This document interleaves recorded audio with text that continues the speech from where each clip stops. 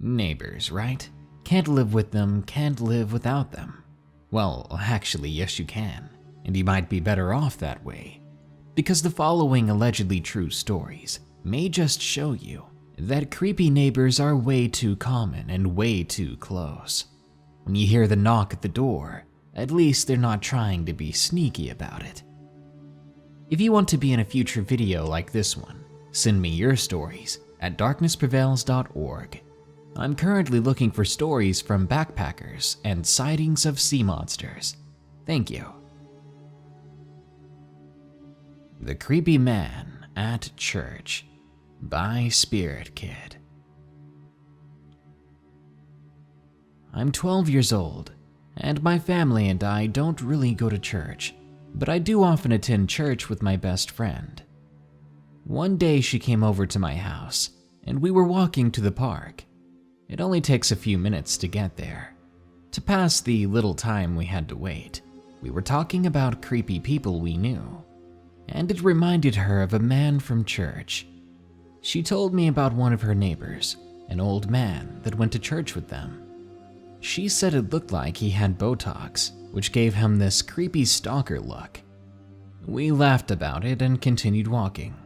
The very next day, I was attending church with their family, and at the end where everyone goes and chooses random people to shake hands with, I saw the creepy old man neighbor.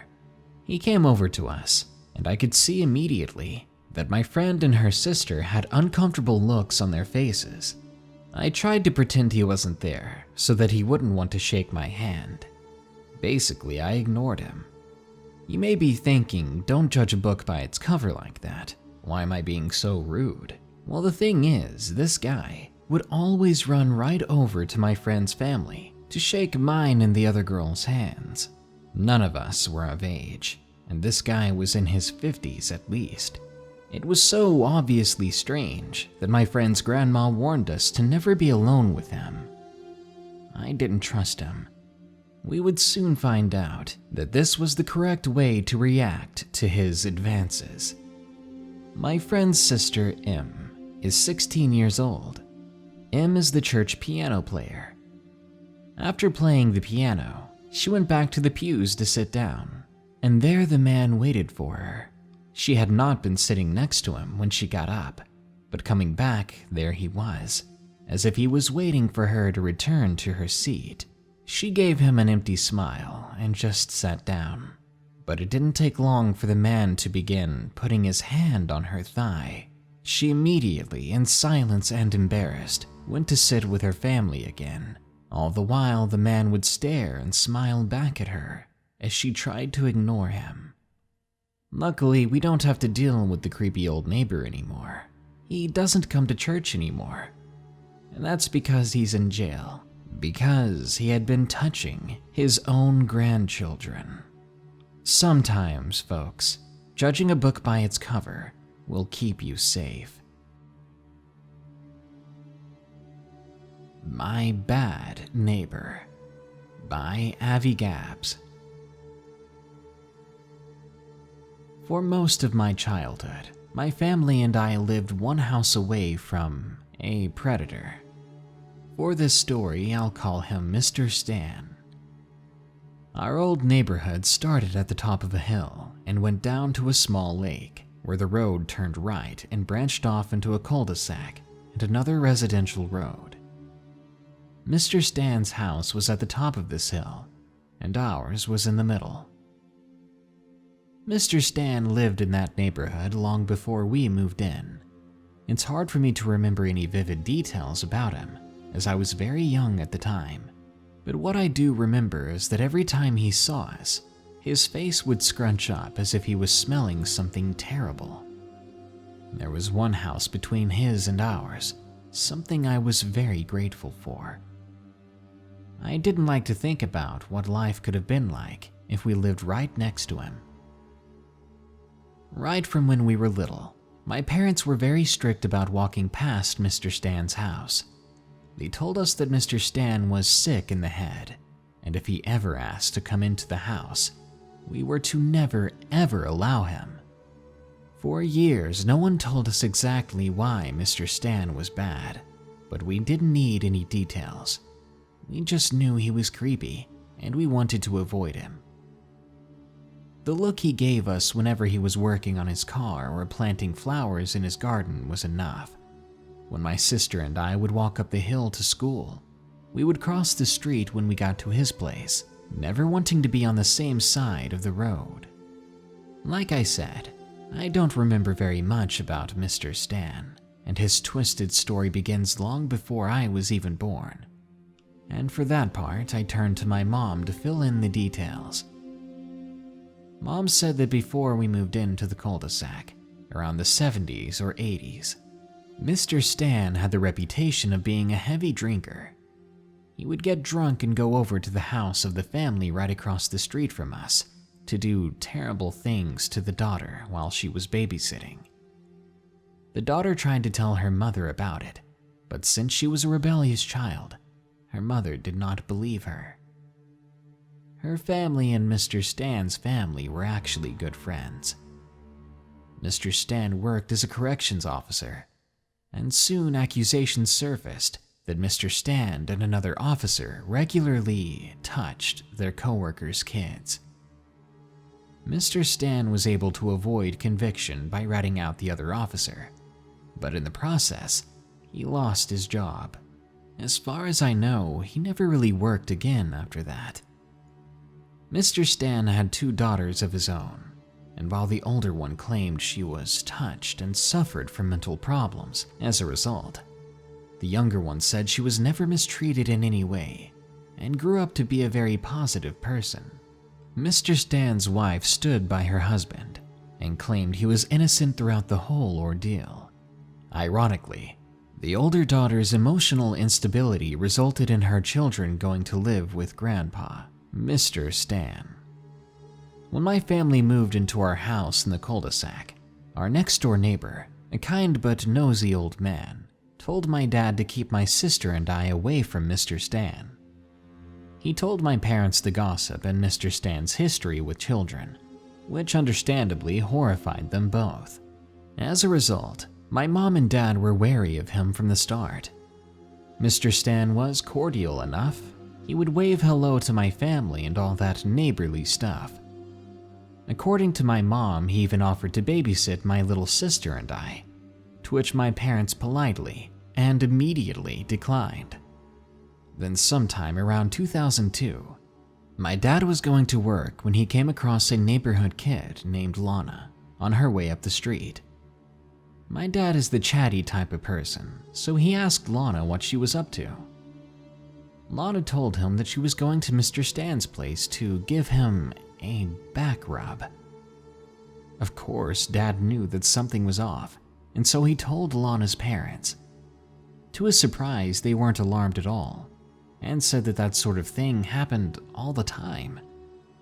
According to Mom, when Lana was older, Dad asked her if Mr. Stan ever acted inappropriately toward her during those visits, and her answer was yes.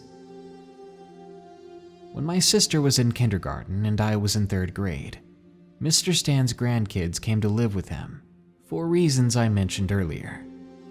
My parents couldn't believe this was allowed by anyone, especially considering the allegations and neighborhood gossip around Mr. Stan. His granddaughter was in the same kindergarten class as my sister, and his grandson was about my age. Mom told me that it was so disturbing to see the sweet little granddaughter at school every day and know what was probably going on behind closed doors. My parents have always had strong morals, particularly my dad. They would often talk about what they should do. They wanted to report Mr. Stan to the authorities before any harm could come to the children. Mom and Dad knew that if they reported Mr. Stan, they would be putting themselves at risk. If the police did not find anything, they could face legal troubles. The rest of the neighborhood wasn't any help. Mom said it was like they were all hiding under rocks and turning a blind eye to what was going on. In the end, my parents' strong morality won out, and they decided, with the risk of being exposed as whistleblowers, to report Mr. Stan to the principal at my elementary school. The principal in turn called the ministry, who sent people to Mr. Stan's house for home visits and investigations. In the end, it was decided that the grandchildren would be removed from Mr. Stan's residence. My mom wasn't sure how it happened, but somehow it was leaked that my parents were the ones who reported Mr. Stan. She thinks Lana's family may have had a hand in it, and as my mom put it, that's when the real fun began. Mr. Stan was no longer friendly toward my family, no more waving or chit-chat. Instead, he would target my mom with his car if she was walking down the road alone, or scream obscenities at my dad as he went to work. A few times he crossed the center line to scare us if we passed each other while driving. He told my dad that he ruined his life, said that my dad was the evil person. Thinking about that really irritates me, because my dad is one of the kindest and most considerate men I know. Mom was miserable and wanted to move, but Dad, as unshakable as he is, said he wasn't in a hurry. Mom told me it took 3 years of house hunting before she finally convinced Dad it was time to go. After all of this, when we had been living in our beautiful new home out in the country, I finally began to uncover more details to the story. But sadly, it doesn't even end there. After we moved out of the cul-de-sac, Lana and the other girls who were now grown up came forward to report Mr. Stan and what he had done. He was hauled into court a second time, and this time there was no one he could rat on to save himself. The testimony against him was building up. My parents followed the trial in the newspaper because they wanted to see him put away for all the terrible things he had done. I've got no memory of the proceedings, of course, and nobody wants to explain it to me. I can't blame him for that. Mr. Stan was not only a former corrections officer, but now he was a convicted and labeled predator. On a quiet morning 1 week before his sentencing, Mr. Stan took a rifle and ended himself. The folks who moved into Lana's house after her family left were walking their kids to school when they heard the shot. Mom tells me the image of that scene haunts her to this day. I think she imagines what it would have been like if it were her walking my sister and I to school in place of that other family. Or maybe she was disturbed to learn that Mr. Stan owned a weapon. I know it sounds harsh, but I'm glad he is gone. He can never hurt another child again. My memories of this whole ordeal are far less interesting than the actual event. But one thing I do remember very clearly is being deathly afraid of Mr. Stan's house. I knew it was dangerous. As I recall, it was painted black with white stucco. To me, the place was a monster house, though I didn't always know clearly why.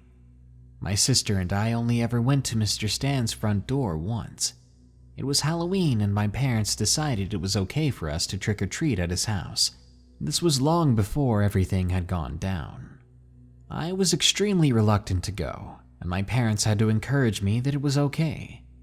Mr. Stan's house was the only one that didn't need any Halloween decorations to be scary, so my sister and I cautiously climbed the stairs and rang the doorbell. Mr. Stan's wife opened the door. She was kind to us and gave us candy, and I remember being surprised that Mr. Stan's wife was so nice. But what I remember most was that I wanted to see inside the forbidden house. For some reason, this has still stuck with me. I remember looking behind Mrs. Stan, and there Mr. Stan was in a wife-beater top, beer belly and all, sitting in an armchair watching TV. It was dim in the living room except for a lamp and the glow of the TV. Mr. Stan did not look at us. For years it confused me, because he did not look like a bad man, and from then on I wondered if that was what bad men looked like. An Odd Experience by Kassie. I'm 15 years old. I live 8 miles out of my hometown in the country. It's almost completely silent, and there aren't a lot of people around. Everybody knows everybody in this kind of neighborhood, and it's kind of nice. I don't have a bedroom, so I usually sleep in the living room. And I'm severely paranoid, so sleeping in a living room does not help. I was listening to music when I heard something against the window. Already on edge, I turn around, but there's nothing. I thought it was just my imagination or my fear of the dark, so I ignored it and sighed. Then again, there was more tapping on the window.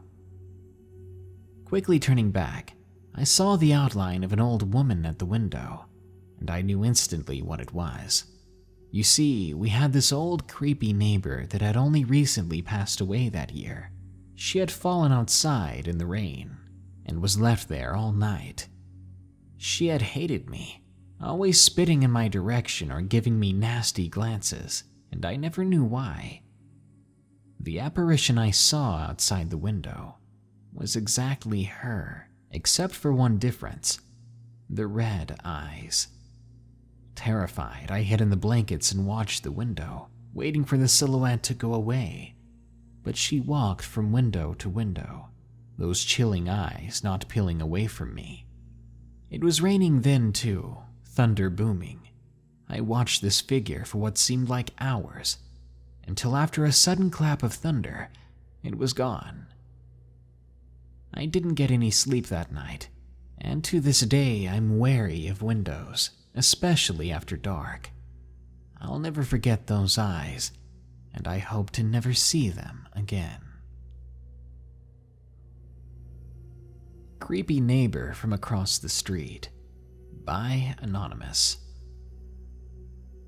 This is from the perspective of my younger sister. I was around 10 years old at the time. We used to live next to a middle-aged woman with long black hair and unnaturally pale skin. I remember that she was so reclusive and rarely came out of her house that we often called her the Vampire Lady, as none of us actually knew her name. This woman was very odd. She would always stare at anyone who walked near the curb to her house. It was always dark inside the house, as if the lights were never on, even at night. But some nights my mom or older brothers would notice some strange activities that occur in the house. We were never sure what was going on. We would just see random light flickering, like something out of a Frankenstein movie. One evening, one of my friends, named Jess, came to my house for a sleepover. At some point, I told Jess about the creepy woman across the street, and Jess suggested we check the house out when everyone else was in bed. I was reluctant at first, but I eventually agreed. At about 2 a.m, everyone was sleeping, and I knew that we had to be extra quiet, since my mom is a very light sleeper and would have not allowed me to go out after dark at that age. Somehow we managed to get outside without making a sound. Now we had to just cross the street to get to the house. Jess tried to peek into the house through the windows, and as soon as she looked in, she tugged at my arm. Let's go, now, she told me in a quiet yet firm tone. What? We just got over here. What's wrong? I asked, as she pulled me, running back across the street. She never answered my question until we got inside the house. As soon as she locked the door, she told me that when she looked inside the window, she saw what looked like a video camera lens, and there was a small blinking light on it. I suggested that we just go to bed, and we will talk about it in the morning. And though I would like to say that that's where the story ended, it doesn't. At about 3 o'clock, Jess and I were still trying to sleep when all of a sudden, Jess starts screaming. I had a bunk bed, so I had to climb up to see what was going on. That's when I saw the camera lens from before, now peering into our bedroom window. My mom and brothers ran into my room with the lights on, which must have scared whoever was at the window with the camera. I told my mom that someone was looking inside. My mom went to grab a bat from my brother's room, then ran outside, looking around for a few minutes. After not being able to find the perpetrator, my mom asked what this peeping Tom looked like. Jess and I only saw the camera lens, so we weren't able to get a look at the person. But we know it was the woman across the street, even if we don't have proof. My mom was a little angry that we waited to tell her until the morning how we knew it was the woman. Ever since then, we weren't allowed anywhere near her house, and I still get the occasional nightmare about this event. The Creepy Neighbor Boy by Lily G. When I was in the 5th grade, my family and I visited New Mexico a lot because we were born there. I loved to hang out with my 2 cousins, Tony and Paul. They were exactly like my brother and I. When we were at their small home in Pecos, we would play soccer in their backyard or watch TV. When we weren't doing either of those things, we would be messing around with our Legos, trying to see which one of us could create the weirdest structure. One day we were all playing a game we made called Pinecone Wars. When the neighbor and some of his family comes out of their house, it was right next to Tony and Paul's place, and I think the neighbor's sister was talking with my mom. Suddenly, the neighbor boy from the house walks up to us and says hi to Tony and Paul. He seemed normal at first, but that was only because I had just met him. Paul introduced my brother and I to him. I'll refer to the boy as Owen. We shook hands and immediately my hand began to itch. Weird, I thought. I believe Owen was 2 years older than I was. We played Pinecone Wars until my grandma called my brother and I in for dinner. I forgot to mention that the rest of my family was there at the time as well. After I ate, I went to the couch and played Legend of Zelda on my Game Boy Color. Since my grandma's neighborhood was relatively safe, she didn't have an alarm system, which probably explains what happened next. My brother and I had to go to bed, so I slept in the guest room. I left my Game Boy on the couch. All of a sudden, I heard the door opening quietly. My heart seemed to freeze. I laid there, stuck for a minute until I finally pulled the blanket above my head. I heard my door open, and it felt like my heart was going to burst out of my chest. I heard heavy breathing at the side of my bed, and I put my hands around my nose and mouth to cover my breathing. I then heard footsteps leave my room, and I didn't get any sleep that night. The next day, I found a note on the floor that was written in permanent marker. It said, "Hi, Lily.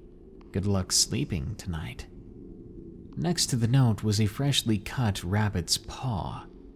I screamed so loud that the neighbors probably heard. My mom came running into the room and saw the note and rabbit's paw. Her face turned white and it looked like she wanted to throw up. Eventually, my grandma came in too. She grabbed a pair of gloves from the garage and used them to throw out the rabbit paw. I lost my appetite, which caused me not to eat the whole day. Not to mention, I never found the Game Boy after that. I think he took it. I didn't feel very safe there at night any longer, so I told my family to lock the doors this time. But in the middle of the night the next night, I heard a knock at the window.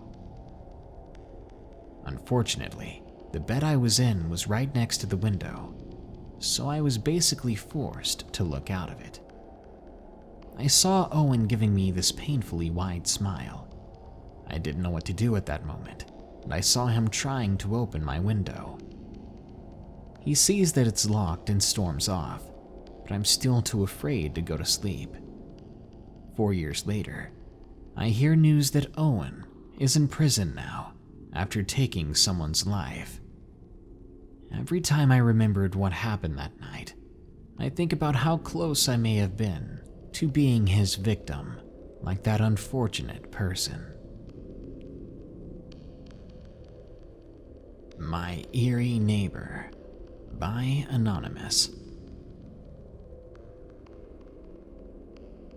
I live in a small neighborhood 20 miles outside of the nearest town, which is basically a German-like town in central Washington state. I had only recently moved here, maybe 2 years ago, just after I'd finished middle school. Now, some neighbors aren't the nicest or most friendly in our area, and some of them are without a doubt absolutely creepy. But there's one of them that just makes me want to cringe and close my eyes whenever I encounter him. My family are always the ones that love to joke around and make people laugh, so all of this started about mid-July, I believe, in 2015.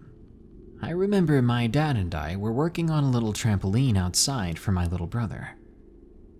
This guy walks up our long driveway just staring at my father blankly, before going right up to him and asking if we needed any help. My father replied saying he never needed any help, but before my dad could say another word, the man asked, "Do you want to see my scars?" Surprised, my dad said nervously, okay. And without hesitation, the man had pulled his shirt up, showing off dozens of scars on his chest. My dad told the man to get his shirt back on and leave. The man did as my dad said, but let out a disturbing moan as he backed away.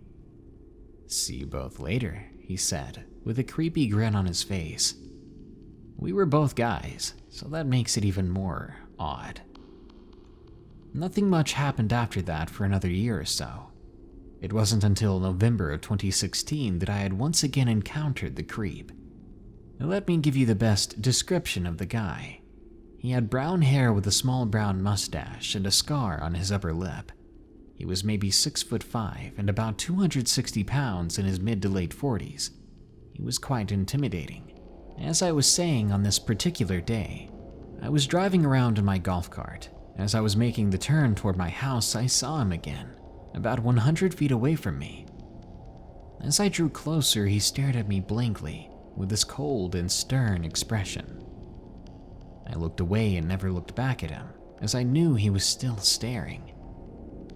I rarely saw the guy, and whenever I did, I would get an eerie feeling about him and a chill up my spine, because I knew there was something wrong about this man. My family likes to call him the Vaseline Man, because of the way he seemed to be shiny whenever he took his shirt off.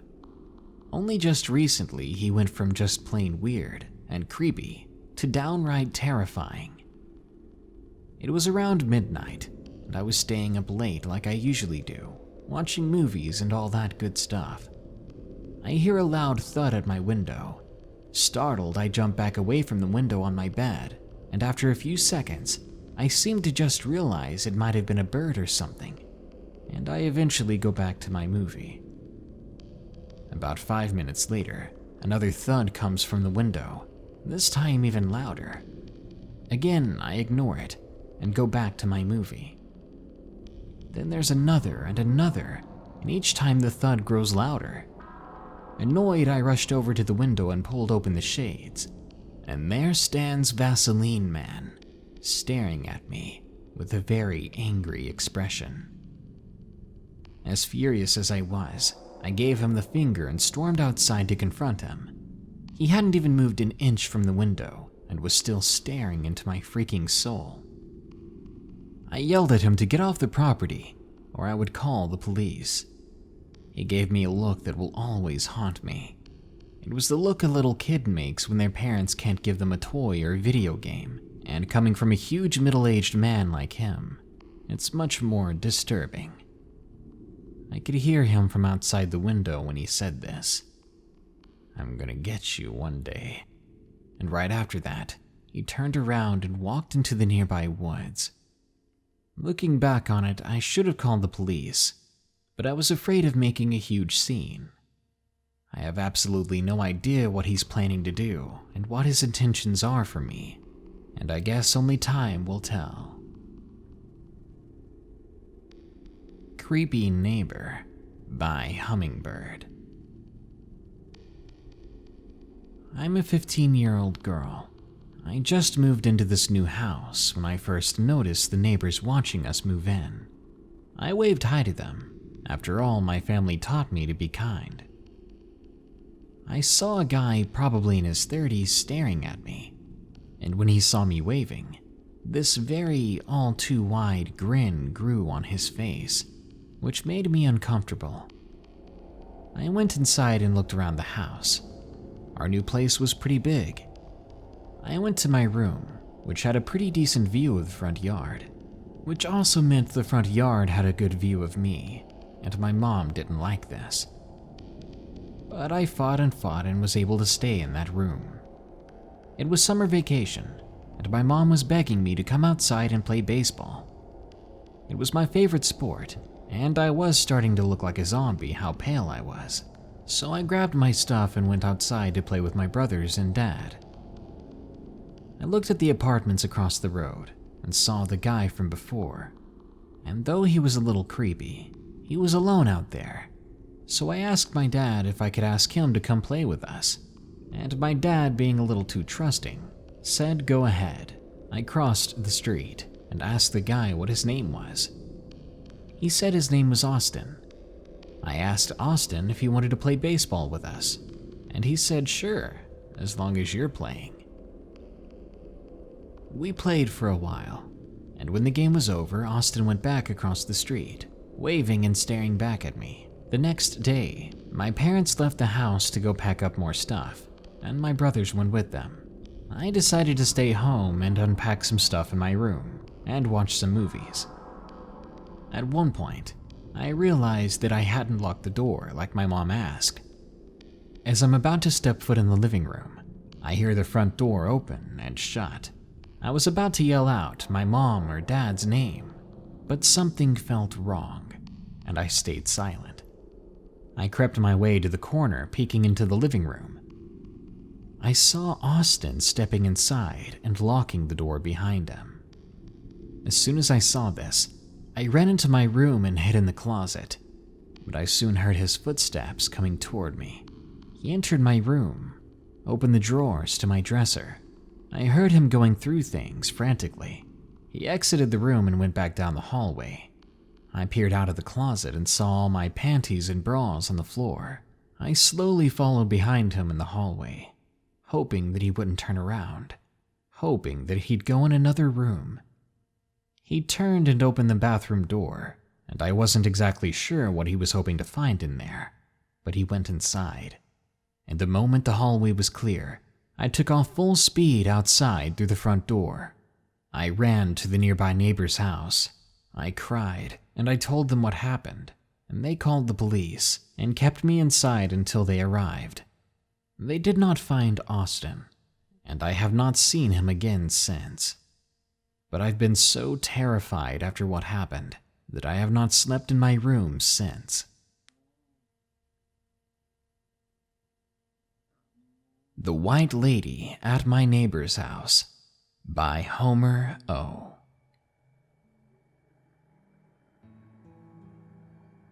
This story happened in the Philippines at the house of my dear friend and neighbor, whom I haven't seen for a long time since then. She was celebrating her birthday, so a couple of my college friends and I went over for a visit. My friends were from out of town, and they had to leave right after the party.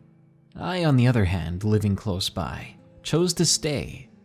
We talked for hours until we got tired and decided to call it a night.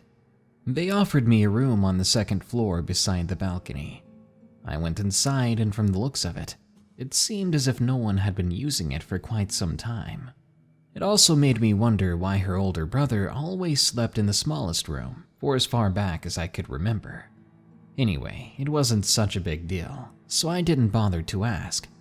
She gave me 2 pillows and a blanket, then bid me goodnight.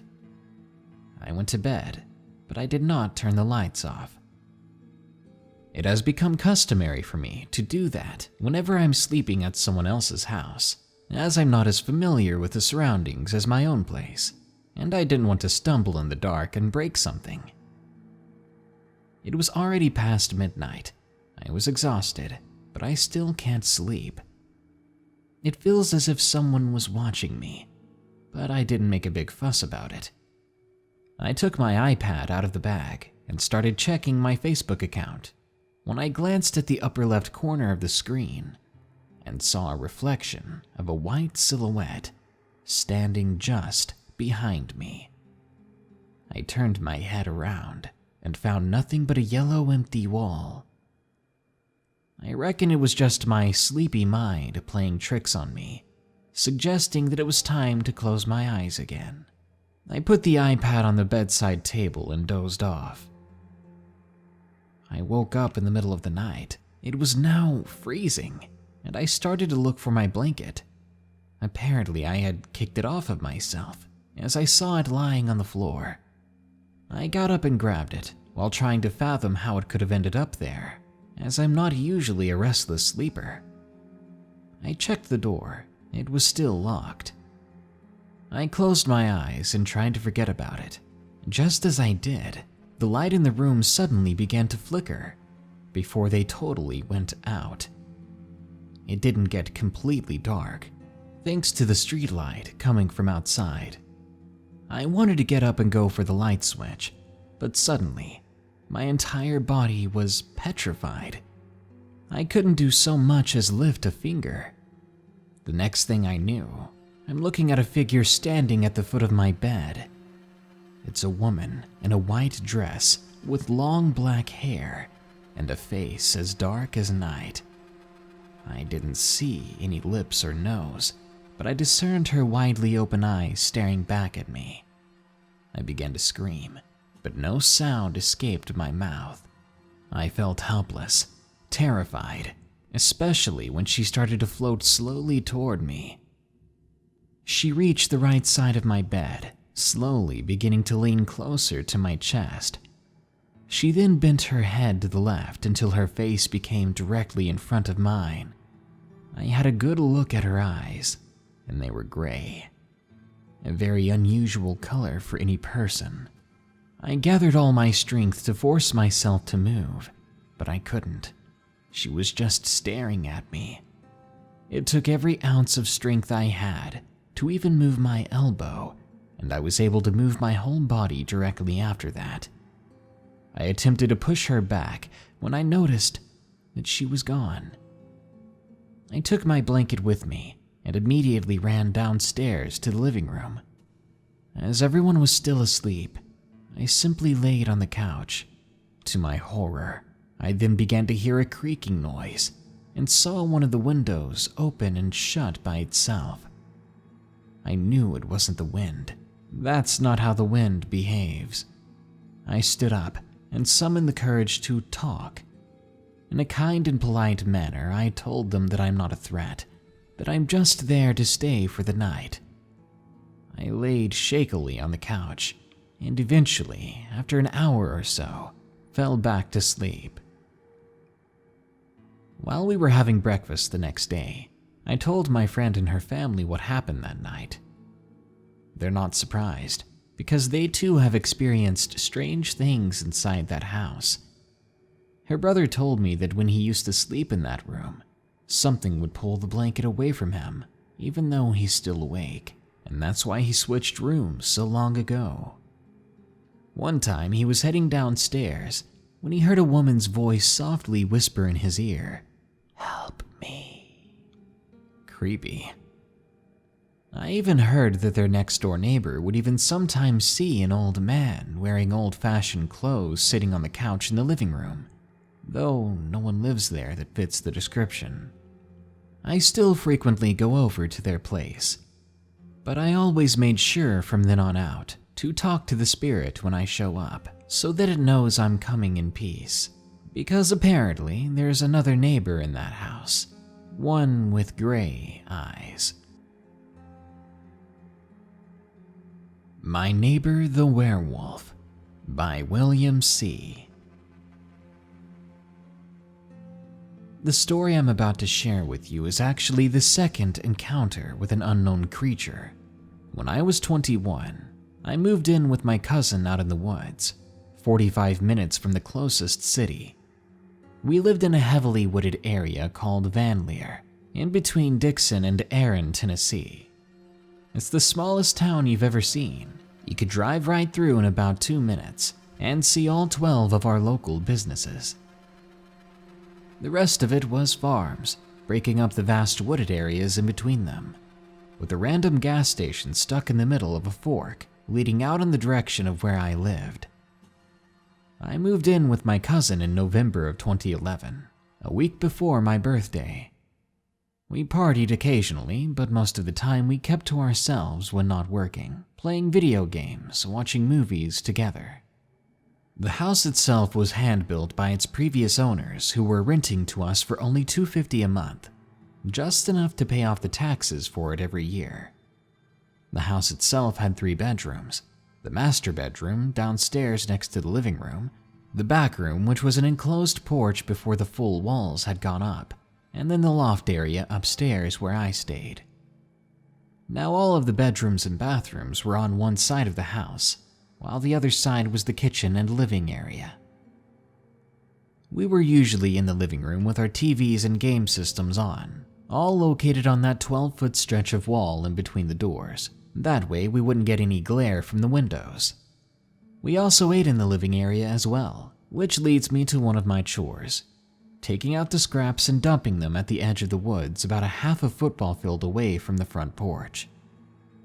I've done this almost every day for several months since I moved in, because it meant I didn't have to do the dishes.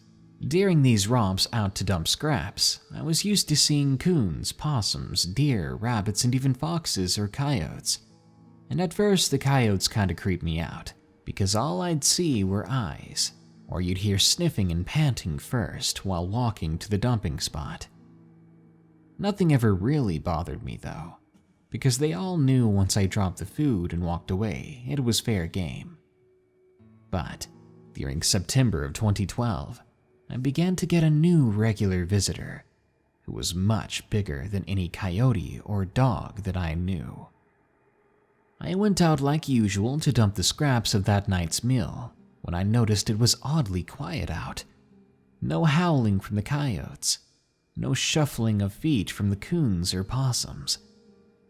As I walked, I felt the hairs on my arms standing on end, but I chalked it up to the odd silence and the fact that it was shifting into colder weather, so maybe that's why there were fewer animals about. But when I arrived at the dumping spot and poured out that night's scraps, something very large growled at me. It sounded huge, the growl rumbling through my bones. Hurriedly, I finished scraping out the pot and slowly backed away from the tree line when I saw a pair of yellowish eyes reflecting a little to the left of where I dumped the scraps. I stared as I moved backwards, never taking my eyes from the one staring at me. As I got inside, I told my cousin that there was some big animal out there tonight, and that we should keep the porch light on, to keep an eye on it in case it comes too close to the house. The rest of the night was uneventful, but from then on, when I took out the scraps, that thing would be out there waiting for me to drop the food, then retreat. It would always chill me to the bone with that growl. Never once did I actually see it, any more than the eyes, and after about a month it stopped growling whenever I came out, even though I'd see it staring at me from the woods. Jump forward to December. Snow had covered the ground, and it got really cold. I'd kept up my feeding of whatever the creature was. As Christmas rolled around, me and my cousin had went to go stay with family for the holidays. We were gone for maybe a week tops. When we got back, we had loads of leftovers, and after carrying everything in and getting settled, my cousin fell asleep on the couch in the living room, and I had gone to bed in my room in the loft. That night, I woke up thirsty and walked downstairs to get some water. While I was going down the stairs, I could hear a slight thumping sound coming from downstairs. Looking over the rails and seeing that my cousin was asleep still on the couch, I wondered if there was something on the porch, which happened occasionally with coons or turkey. But looking out of either of the big glass doors showed nothing. But since it was well around 7 degrees out, I did not open them. I went into the kitchen, still looking at the doors in the living room. That's when I saw something, a canine-like head poking around the side of the door. The head was huge, and it began to sniff against the glass door. I jumped when I saw it, but thinking it was just a really big dog, I assumed that that was the animal I'd been feeding the last few months. I began to calm down. Remembering that I had been gone for a week, I figured the thing was hungry, so I grabbed some of the turkey from the fridge, intending to toss it out the kitchen door onto the porch, so that the thing could have something to eat. But when I turned back from the fridge and looked at the door, I froze. Its head had been about 3 feet off the ground when I first saw it, but now I was looking up at the creature's face. It was standing on 2 legs, towering over me. Now it had to hunch over to look through the door. I'm 6 feet, and my cousin is 6'5", and his head barely brushes the top of his door frame, so this animal was easily 7 feet tall. I was stunned and frozen in place, absolutely horrified. What scared me even more was that the thing reached for the door handle to the sliding glass door and began to tug at it. My heart was pounding. I heard the jamb bouncing against the door lock. Thankfully, we hadn't unlocked them since we had come home. At the time, my cousin began to wake up, and he rolled off the couch still half asleep and shuffled toward the bathroom. Then he noticed me standing rigid in front of the glass door closest to the kitchen. He opened his mouth to say something until he saw the dark figure standing in our door. The creature looked at him and growled. My eyes flicked between the two before I moved closer to the kitchen door. The creature looked back at me, noticing the movement. My cousin, frozen in place, was horrified at what was in front of him. I grabbed the kitchen door handle and clicked the lock open. My cousin, seeing what I was doing, scarcely gave a whisper, asking what in the world was I doing. I wrenched the door open and quickly flung the plate of turkey out the door and slammed it shut, locking it. The creature watched the plate of food fly past the porch toward the yard, took one more look at me, then jumped off the porch, going for the food.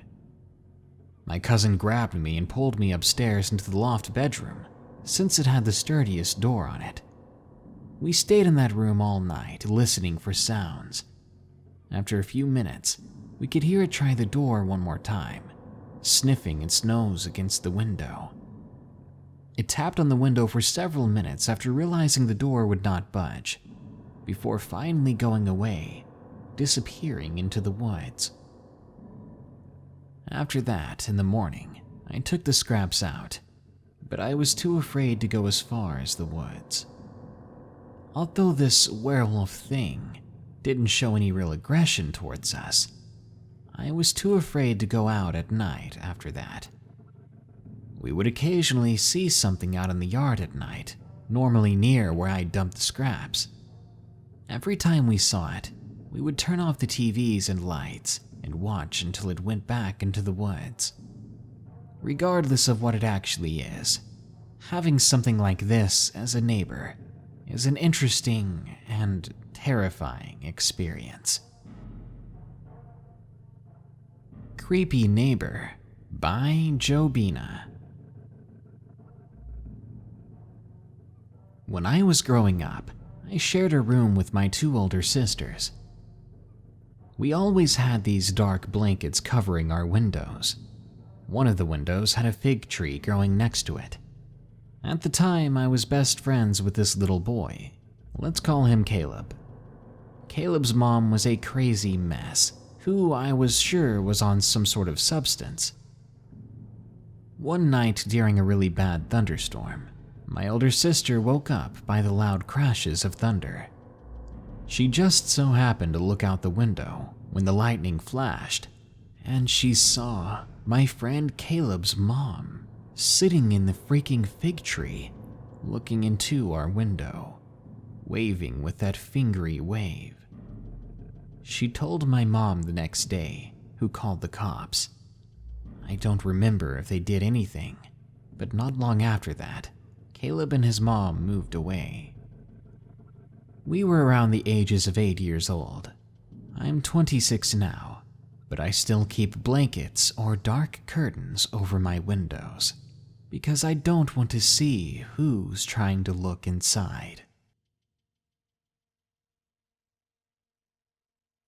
It's really tough to avoid having neighbors. There's a whole lot of people in this world, and we're often forced to share it with each other, whether we like it or not. But sometimes people don't want to share, or they want you to share the worst types of things. Share things like your daughter with them. No matter how creepy your neighbor is, it's best to keep your doors locked and maybe invest in a camera system so you'll at least see them coming. Good night. Be sure to like, share, comment, and subscribe if you enjoyed the video. If you want to see your story in a future video, send them over at darknessprevails.org/submit. I'm looking for sea monster stories and backpacker stories. If you want to support this channel further, you can donate any amount at patreon.com/darknessprevails and get your name in the credits at the end of these videos. Or click the shop button below to get some Darkness Prevails merchandise. Thank you. Now then, here are my 5 favorite early comments from the previous full episode about 5 Firewatch horror stories. Jenny Von Hinkelman says, "Got a bomb new job saving wild salmon. Wish me luck, Darkness." Good luck. Can't wait to eat 'em. And thanks for doing such a respectable job. L2 says, "Could you do some more first responder stories?" Definitely. It's all I've been hearing all day. Sirens flying by the house. People need to calm down.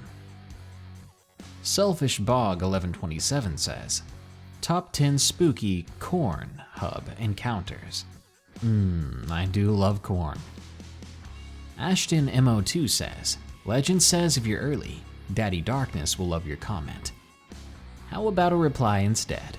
Also, it can't be a legend if you're the only one saying it. And I Can't Read Russian says, "I got banned from PSN." Maybe I should put some PlayStation Network encounters on the list. Maybe we'll learn why they banned you. Anyways, guys, thanks so much for listening to another Darkness Prevails episode. More scary stories are coming soon, so stay tuned. Until next time, here are the credits to my awesome patrons who continue to donate.